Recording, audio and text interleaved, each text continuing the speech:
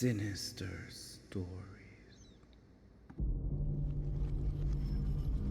Tom Everett was your average 30-something, caught in the cycle of work, takeout, and weekend laziness. It wasn't that he hated going to the doctor, he just found it inconvenient. Why spend an hour in a waiting room when he could book a tele-visit and be done in minutes? One Thursday afternoon, Tom felt a persistent headache and some dizziness. After a bit of procrastination, he decided to find a doctor online. A quick search led him to Dr. Halstead, whose profile boasted impressive credentials and glowing reviews. The website was slick, promising quick and efficient care.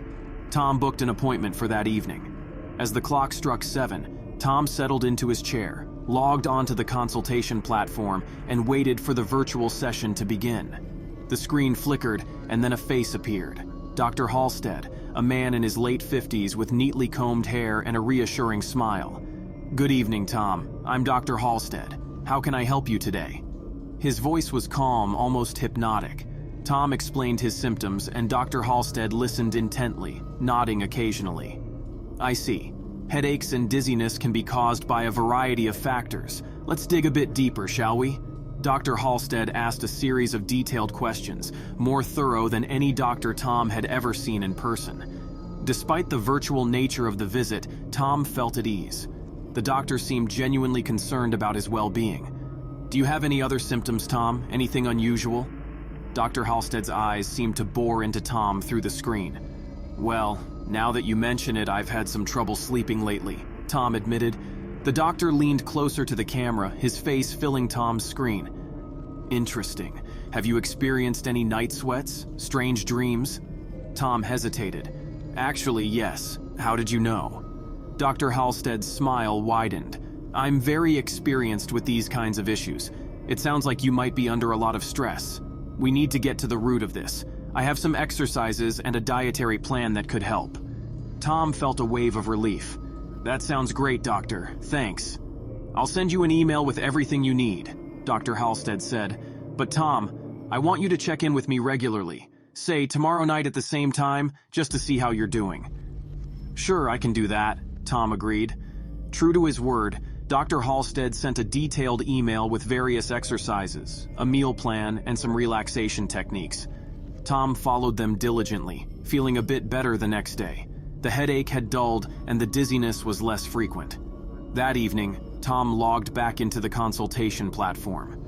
Dr. Halstead appeared almost instantly, his eyes bright and eager. "How are you feeling today, Tom?" he asked. "Better, actually," Tom replied. "Your suggestions helped a lot." "Excellent. I'm glad to hear it. Now let's delve a bit deeper into your sleep issues. Have you had any more strange dreams?" Tom nodded. "Yeah, I had one last night. It was really vivid. I was in a dark room and there was this figure watching me. It felt so real." Dr. Halstead's expression remained calm, but there was a flicker of something in his eyes. Interest, perhaps? "Fascinating. Sometimes our minds try to communicate with us through dreams. Let's explore this further." The sessions continued over the next few days. Each night, Dr. Halstead probed deeper into Tom's dreams and symptoms. Tom found himself sharing more than he ever had with any other doctor. He started to look forward to their talks, despite the unsettling nature of some topics. One evening, as Tom was about to log off, Dr. Halstead said, "Tom, I want to try something new tonight, a guided meditation. It might help you with those dreams." Tom agreed, and Dr. Halstead led him through a relaxation exercise, his voice soothing and rhythmic. Tom felt himself drifting, a strange sensation creeping over him as he listened. "Imagine a door," Dr. Halstead's voice instructed. "A heavy wooden door. When you open it, you'll step into your dream. But this time, you have control." Tom followed the instructions, feeling an odd detachment from his surroundings. The meditation was intense, almost too intense. When it was over, he felt drained but strangely exhilarated. "Thank you, doctor. That was intense," Tom said. "Good. You're making progress, Tom. We'll talk again tomorrow," Dr. Halstead replied, his smile lingering on the screen before it went dark. The next day, Tom received a call from an unknown caller. When he answered it, he was greeted by Dr. Halstead. "Tom," he exclaimed, "I need you to come to my office later. I know you don't like waiting rooms, so I'll let you in through the back door after hours." We just need to do some standard blood tests."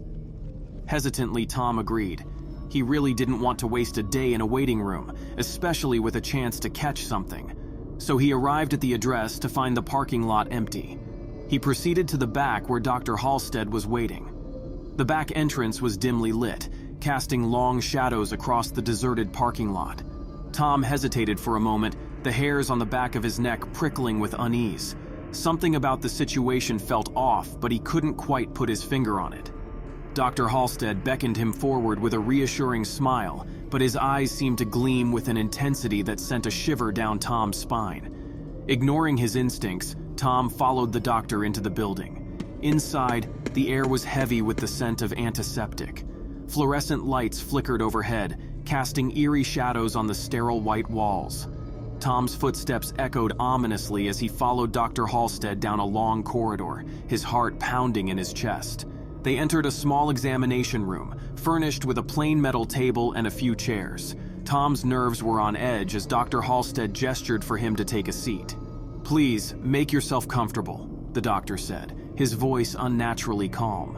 Tom hesitated, eyeing the sterile surroundings warily. "What exactly are these blood tests for, doctor?" Dr. Halstead's smile never wavered, but there was a coldness in his gaze that made Tom's stomach churn. "Just routine, Tom. We need to rule out any underlying medical conditions that could be contributing to your symptoms." Despite his misgivings, Tom rolled up his sleeve and extended his arm. Dr. Halstead approached with a syringe, his movements precise and clinical. As the needle pierced Tom's skin, a wave of dizziness washed over him, his vision blurring at the edges. "Relax, Tom. It'll be over soon," Dr. Halstead murmured, his voice echoing in Tom's ears like a distant whisper. Minutes stretched into eternity as Tom sat in the eerie silence, the only sound the rhythmic thud of his own heartbeat. When Dr. Halstead finally withdrew the needle, Tom felt a surge of relief flood through him. "Is that it?" he asked, trying to keep his voice steady despite the lingering sense of unease. Dr. Halstead nodded, a strange glint in his eyes. "Yes, Tom. You've been very cooperative. I'll have the results for you in an hour." The doctor asked Tom to hang around to wait, but Tom didn't feel comfortable and politely made an excuse to go home. With that, he ushered Tom out of the examination room and back into the empty corridor. As Tom made his way to the exit, he couldn't shake the feeling of being watched, as if unseen eyes followed his every move. Outside, the cool night air was a welcome relief, but Tom couldn't shake the sense of foreboding that lingered in the back of his mind. Something about Dr. Halstead's demeanor, his insistence on secrecy, set off alarm bells in Tom's head. But he pushed aside his doubts, telling himself he was being paranoid. After all, Dr. Halstead was a respected physician with glowing reviews and his own private practice. Surely he had nothing to fear. As Tom drove home, he couldn't shake the feeling of unease that gnawed at him. His headache had returned with a vengeance, pounding against his temples like a relentless drumbeat. That night, as Tom lay in bed, he tossed and turned, unable to find peace. Every creak of the house, every rustle of the wind outside, sent shivers down his spine. And when sleep finally claimed him, it brought no solace. The next morning, Tom woke up feeling different. The headache was gone, and he felt unusually energized. He went about his day, but something nagged at him. During a break, he decided to look up Dr. Halstead again, curious about the man who seemed to understand him so well. As he scrolled through the search results, one link caught his eye, an article about Dr. Halstead's suspension from practicing medicine a year ago. Tom's heart raced as he read about the accusations, unethical experiments, manipulating patients, and worse. The photo matched the man he'd been speaking to, but the details were chilling. Dr. Halstead had vanished before the investigation concluded. Tom felt a wave of panic. Who had he been talking to? He tried to access the consultation platform again, but it was gone. The website no longer existed. That night, Tom's mind raced as he tried to piece everything together. He decided to call the police, but what could he tell them? That he'd had some virtual visits with a doctor who might not be who he claimed to be. As he debated his next move, his phone buzzed. It was an unknown number, but he answered it, hoping for some clarity. "Tom," Dr. Halstead's voice came through the line, smooth and unsettling. "I see you've been doing some research. Tom's blood ran cold. "Who are you?"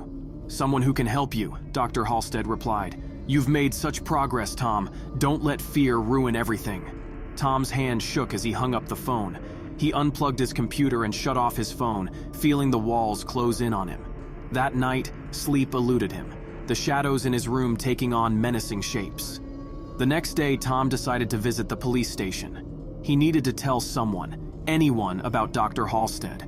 But as he stepped outside, a sleek black car pulled up. Two men in suits got out and approached him. "Mr. Everett, we need you to come with us," one of them said, flashing a badge. Tom hesitated. "Who are you?" "FBI. We have some questions about your interactions with Dr. Halstead." Tom's mind spun as he followed them into the car. They drove in silence, the city streets blurring outside the windows. They arrived at a nondescript building and led him to a small, sterile room. The agents asked him to recount his experiences in detail. As he spoke, he saw their expressions change, concern deepening with every word. "We've been tracking Dr. Halstead for some time," one of the agents explained. "He's been using online platforms to find new victims. You're lucky we got to you first." Tom felt a mix of relief and fear. "So, what happens now?" "We'll need you to stay with us for a while," the agent said, "for your safety." They escorted Tom to a secure room, assuring him it was for his protection.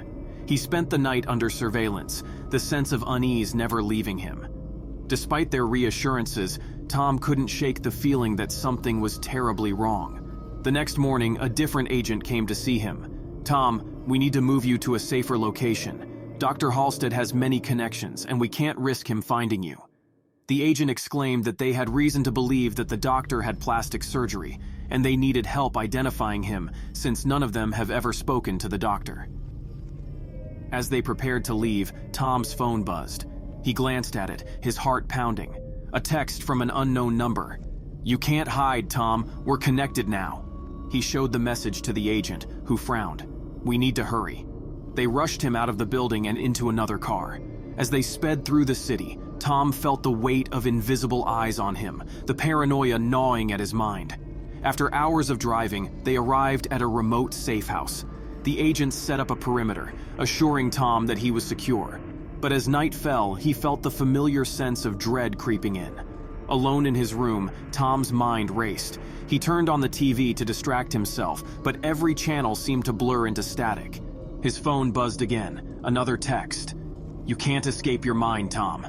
Desperation clawed at him. He tried to sleep, but the dreams returned, more vivid and terrifying than ever.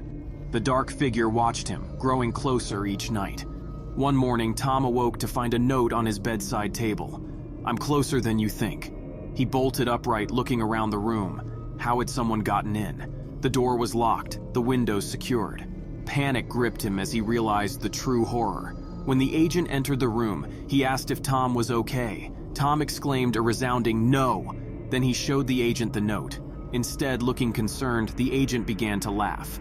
Then he slowly raised his head and said, "Oh, Tom, you don't look like you're getting better." Tom furrowed his brow and squinted at the agent, only to realize with shock that it was Dr. Halstead. He shaved his mustache and hair. Tom did not recognize him at all. "Come closer, Tom. I have something to show you." He proceeded to show him a syringe. The doctor claimed that he didn't care about drawing blood that day. Tom's face went cold and looked right at the doctor and explained, "What did you put in me?" Dr. Halstead smiled. Tom felt his stomach drop as Dr. Halstead stepped closer, the sinister glint in his eyes growing more pronounced. "Why so anxious, Tom?" Dr. Halstead said softly, almost mockingly. "This is all for your benefit. You've been making such excellent progress." Tom backed away, his mind racing. He had to get out, but how? The room felt like a trap, the walls closing in on him. "What did you inject me with?" Tom demanded, his voice shaking. Dr. Halstead's smile widened. "Just little something to help unlock your potential, to free your mind from its self-imposed limitations. You see, Tom, your dreams are just the beginning." Tom's heart pounded in his chest as he tried to process the doctor's words. "You're insane," he spat, trying to muster the courage to fight back. Dr. Halstead chuckled, a low, menacing sound. "Insanity is merely a matter of perspective. You see, I've discovered that the human mind can be quite malleable with the right encouragement. Tom's vision blurred as panic set in. He had to escape. He rushed towards the door, but Dr. Halstead was faster, grabbing him and shoving him back. "Don't be foolish, Tom," Dr. Halstead said, his voice ice cold. "There's nowhere to run. This place is as much a part of your mind as it is a physical location. You're my patient and I'm here to cure you." Tom struggled, but the doctor's grip was ironclad. He felt a sharp prick on his arm and realized with horror that Dr. Halstead had injected him with something else. "You'll feel disoriented at first," Dr. Halstead said calmly, "but soon you'll see things my way." Tom's head spun and his limbs felt heavy. He stumbled backward, falling to the floor. The room seemed to warp and twist around him, the walls pulsing with a life of their own. Dr. Halstead's voice echoed in his ears, growing louder and more distorted. "Embrace it, Tom. Let go of your fear. You're on the verge of a breakthrough." Tom's vision darkened, and he felt himself slipping away, his consciousness fading. He tried to hold on, to fight the encroaching darkness, but it was too strong. The last thing he saw was Dr. Halstead's face, twisted into a grotesque smile. When Tom woke, he found himself strapped to a gurney in a dimly lit room. The air was thick with the scent of chemicals, and the only sound was the faint hum of machinery. He tried to move, but his limbs were secured tightly. "Ah, you're awake," came Dr. Halstead's voice from the shadows. "Welcome back, Tom. You've been quite the challenge, but I believe we're finally making progress." Tom's mouth was dry and he struggled to speak. "Why are you doing this?" Dr. Halstead stepped into the light, his expression cold and detached. "Because you have the potential to transcend the boundaries of the ordinary mind. You should feel honored, Tom. You're the key to unlocking a new era of understanding." Tom's heart sank as he realized the full extent of Dr. Halstead's madness. He wasn't just a deranged doctor. He was a scientist obsessed with pushing the limits of human consciousness, no matter the cost. "You won't get away with this," Tom said weakly, though he knew it was a hollow threat. Dr. Halstead's smile was devoid of any warmth. "I already have, Tom, and soon you'll see that resistance is futile." With that, he turned away, leaving Tom alone in the oppressive silence. Desperation surged through Tom as he struggled against his restraints, but it was no use. The bonds were too tight and his strength was waning. Hours passed, or maybe it was days. Time seemed to blur together in the darkness. Tom's mind drifted in and out of consciousness, haunted by visions of twisted faces and dark corridors. The line between reality and nightmare had become impossibly thin. Just as he was about to give up hope, he heard a faint click. The door creaked open, and Tom was suddenly free. Figure stepped inside. Tom squinted, trying to make out who it was. "Tom," a voice whispered urgently. "It's me, Agent Harris. I'm here to get you out." Tom's heart leapt with a flicker of hope. How did you find me?" "Dr. Halstead slipped up," Agent Harris said, quickly unstrapping Tom. "We've been tracking him for months, but your case finally gave us the break we needed. Now let's move before he comes back." Tom stumbled to his feet, his legs weak and shaky. Agent Harris supported him as they made their way through the labyrinthine corridors. The building seemed to pulse with a sinister energy, as if it were alive. As they neared the exit, they heard a chilling laugh echo behind them. "You really think you can escape, Tom?" Dr. Halstead's voice boomed. "You're mine." Panic surged through Tom, but Agent Harris was determined. "Keep moving," he urged, practically dragging Tom forward. They burst through the door and into the cool night air, but their relief was short-lived. Dr. Halstead was right behind them, a syringe glinting in his hand. With a surge of adrenaline, Tom turned and kicked the syringe from Dr. Halstead's grasp. The doctor snarled, lunging at him, but Agent Harris intercepted, tackling him to the ground. "Run, Tom," Agent Harris shouted. "Get to the car." Tom didn't need to be told twice. He sprinted towards the waiting vehicle, his heart pounding in his chest. He could hear the sounds of struggle behind him, but he didn't look back. He reached the car, yanking the door open and collapsing inside. Moments later, Agent Harris joined him, breathless and bleeding. "Drive," he ordered, and Tom did, speeding away from the nightmare behind them. As they drove, the city lights blurring past, Tom felt a strange mixture of relief and lingering dread. He was free. but the horrors he'd endured were far from over. "Thank you, thank you, thank you," he said. But as he turned his head, everything appeared darker and more ominous. There was no Agent Harris. Tom had never met an Agent Harris, and Tom was still strapped down when Dr. Halstead smiled at Tom and replied, "You're welcome, Tom."